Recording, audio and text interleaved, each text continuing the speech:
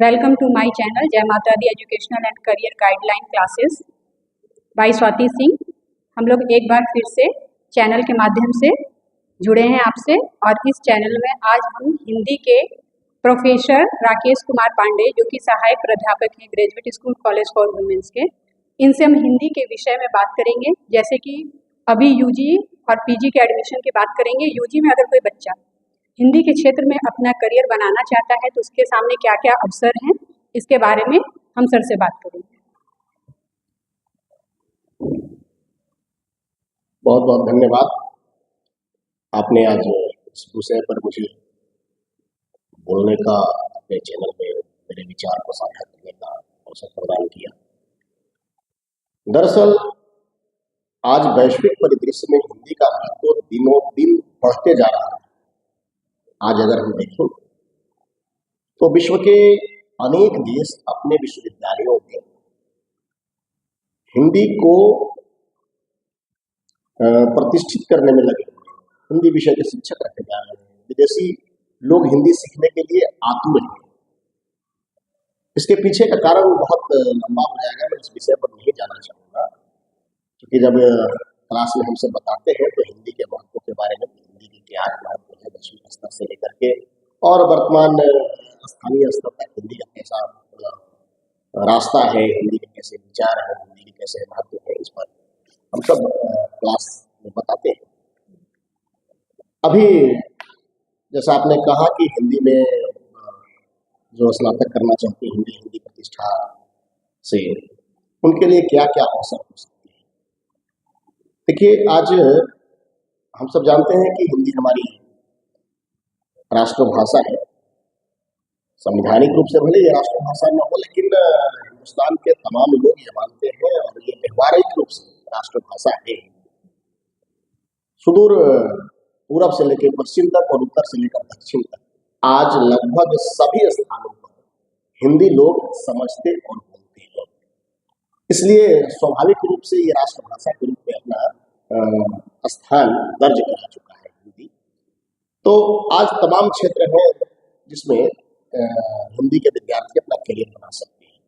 बाजार से लेकर के, व्यापार से लेकर के, अब मीडिया से लेकर के, या बड़े बड़े कंपनियों में ट्रांसलेटर के रूप में, आज तो सुप्रीम कोर्ट और हाई कोर्ट में भी अब इसकी आवश्यकता हो गई है। पहले जजमेंट केवल हिंदी में, अंग्रेजी में होते थे, लेकिन अब धीरे धीरे वहाँ पर भी हिंदी के प्रयोग बढ़ाए जा रहे हैं। इवन कि स्थानीय स्तर की भाषाओं को भी लोग महत्व देना प्रारंभ कर दिया है। तो हिंदी के अभी इंटरमीडिएट का रिजल्ट आएगा, हिंदी का लोग अलग अलग विषयों में स्नातक में एडमिशन लेंगे।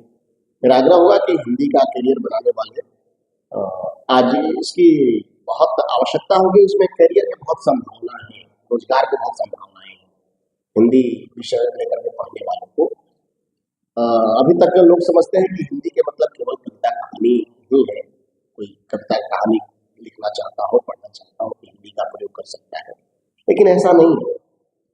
हिंदी बहुआयामी चीज़ों को लेकर के चलता है। आज जब आप देखेंगे तो आपको स्पष्ट हो जाएगा।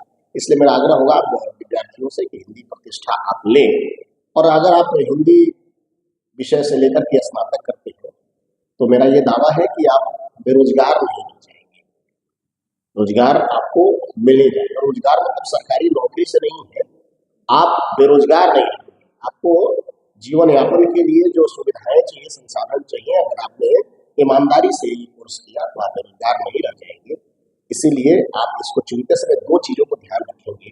एक तो हम जिस भाषा का चुनाव कर रहे हैं, जिस भाषा में हम स्नातक करना चाहते हैं, प्रतिष्ठा लेना चाहते हैं, प्रतिष्ठा की डिग्री, तो उसमें हम पहले से मानसिक रूप से ये विचार बना करके, ऐसा नहीं कि कोई सब्जेक्ट में नहीं मिला हम ऑनर्स धरा करके ले लिए। ऐसा जो बच्चे करते हैं वही बेरोजगार आज के समय में बना सकते हैं। मैं हिंदी का चूंकि प्राध्यापक हूँ, इसलिए हिंदी के विषय में बात करूँगा कि आप वैश्विक स्तर पर करियर बना सकते हैं। यहाँ से बहुत सारे शिक्षकों को विदेशी विश्वविद्यालय या विद्यालय भी हायर कर रहा है हिंदुस्तान से लोगों को अपने यहाँ हिंदी पढ़ाने के लिए, हिंदी समझाने के लिए।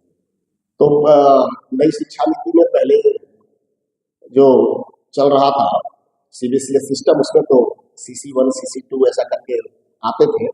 नई शिक्षा नीति में ये मेजर और माइनर, मेजर पेपर जो है वह प्रतिष्ठा के लिए है, मेजर 1, मेजर 2, मेजर 3 ऐसे करके आएगा। और माइनर जो है, जैसे पहले हम लोग जो सब्सिडरी सब्जेक्ट रखते थे ऑनर्स के साथ में, तो माइनर सब्जेक्ट वही है। माइनर और मेजर चेंज नहीं होता, इसके साथ और सारे सब्जेक्ट आप लेते हैं, देखेंगे कि आप MDC लेंगे, फिर आप इन्वायरमेंटल साइंस लेंगे, ये सारे विषय भी आते हैं इसमें। लेकिन मेजर और माइनर ये दोनों हैं जो आपको 6 सेमेस्टर तक चलेगा। उसके बाद 7, 8 में तो केवल मेजर ही रहेंगे। और जैसा हम सबको पता है कि नई शिक्षा नीति में हमें 6 सेमेस्टर तक मल्टी सब्जेक्ट पढ़ने हैं।